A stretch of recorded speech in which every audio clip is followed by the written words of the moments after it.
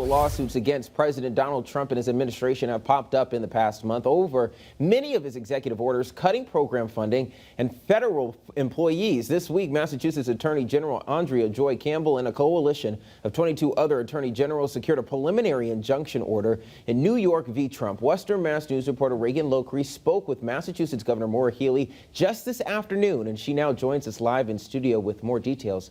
Reagan, what can you tell us? Well, Wesley, the governor had a lot to say about the recent decisions made by the Trump administration.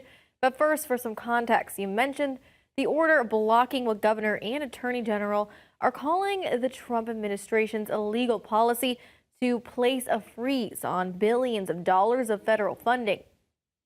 Now, the attorney general claims the policy endangered the state's ability to provide vital services such as public safety, healthcare, education, childcare, and transportation infrastructure. Governor Maura Healey also sharing today her frustrations with several decisions made so far by the Trump administration.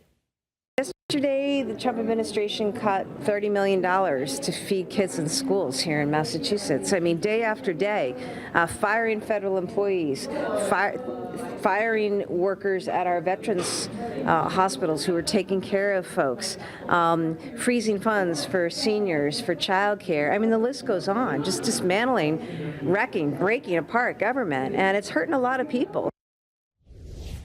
Now, at the beginning of that soundbite, you may have heard Healey mention that the Trump administration cut $30 million to feed kids in schools. I'll explain a little more about what she means, as well as how that could affect students here in Western Mass, coming up tonight at 6. Reporting live in studio, Reagan Lockery for Western Mass News.